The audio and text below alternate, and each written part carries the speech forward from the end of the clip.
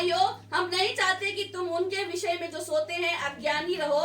ऐसा ना हो कि तुम दूसरों के समान शोक करो जिन्हें आशा नहीं है।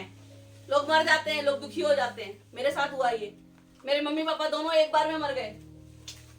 अभी फर्स्ट में पापा, मम्मी बीमार थी बहुत ज्यादा, पर मम्मी ठीक रही, पापा एक्सपायर हो गए।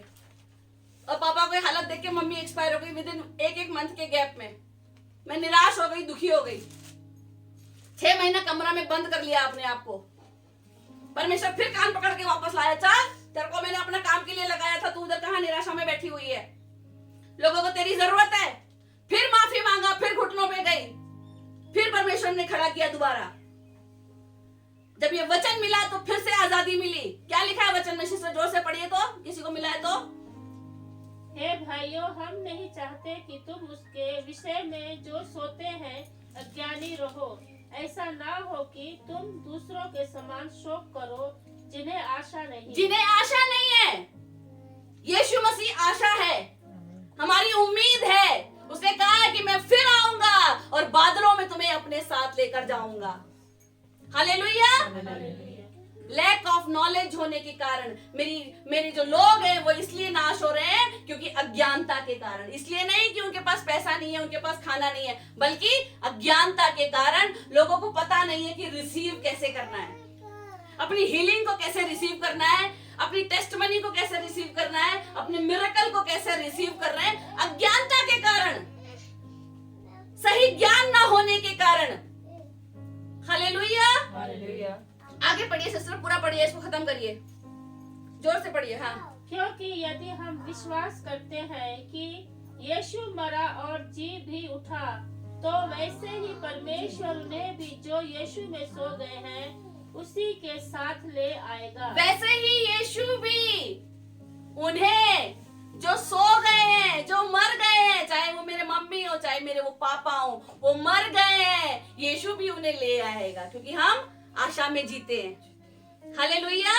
हम आशा में जीते हैं, उसे ले आएगा और हम फिर से आनंदित होंगे, फिर से मगन होंगे और उस राज्य में हम फिर से जिएंगे, क्योंकि हमारे पास आशा है।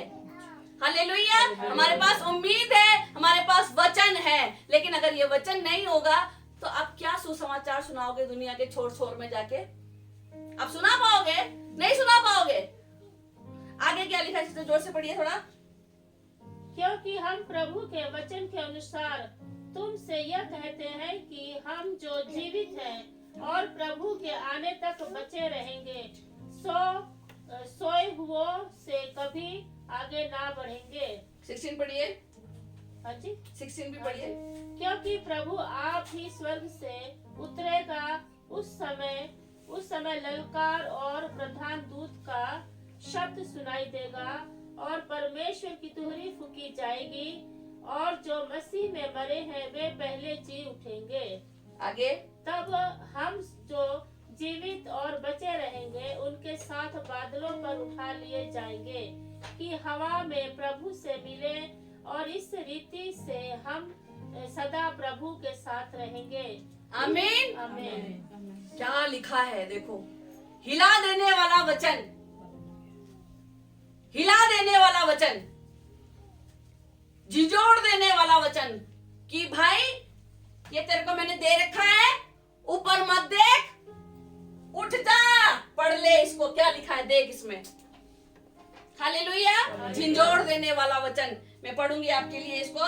क्योंकि प्रभु आप ही स्वर्ग से उतरेगा, उस समय ललकार और प्रधान दूत का शब्द सुनाई देगा और परमेश्वर की तुरही फूकी जाएगी, और जो मसीह में मरे हैं वो पहले से जी उठेंगे। और क्या होगा? तब जो जीवित हैं और बचे रहेंगे उनके साथ बादलों पर उठा लिए जाएंगे। हालेलुया। कितना सुंदर वो टाइम होगा, सोचो आप कि हम परमेश्वर के साथ, पीछे घोड़ों में वो तुरही बजाते आ रहा है, यीशु मसीह आ रहा है, हम परमेश्वर के साथ बादलों में उठे जाएंगे। हाँ, हवा में तैर रहे होंगे ऐसे करके। हालेलुया। क्या हमारी तैयारी है? क्या हमारी तैयारी है? यीशु जब क्रूस पर चढ़ाया गया, उससे पहले लिखा वो पूरी रात प्रार्थना करता था। यीशु इतना रोया प्रार्थना करते करते कि उसका पसीना लहू बनकर जमीन पर टपकने लगा। इतना स्ट्रेस स्ट्रेस में आ गया था कि मैं कैसे, मतलब सोचो एक इंसान कैसे कील ठुकवाएगा, कैसे सब चीज कैसे होगा। क्या हमारी तैयारी है उस बादल पर हवा में उड़ने की, या सिर्फ टीपू सुल्तान की स्टोरी की तरह हम पढ़ रहे हैं इसको आज, कि बाइबल में लिखा हुआ है कि परमेश्वर आएगा सबको लेके जाएगा, ठीक है बोल के निकल गए। लेकिन क्या हमारी तैयारी है एक आईएएस की एग्जाम देना, एक आईपीएस का एग्जाम देना, और एक डॉक्टर का एग्जाम देना, किसी भी पोस्ट का एग्जाम देना, किसी भी ट्रेनिंग से बड़ी तैयारी है ये मसीह जीवन की तैयारी। हालेलुया। हालेलुया। या हमारी तैयारी ये है कि उधर पीछे कुकर की सीटी बज रही है और इधर मैं वचन भी पढ़ रही हूँ, फिर कुकर की सीटी बज रही है, फिर मैं वचन भी पढ़ रही हूँ। कौन सी तैयारी है हमारी? प्रायोरिटी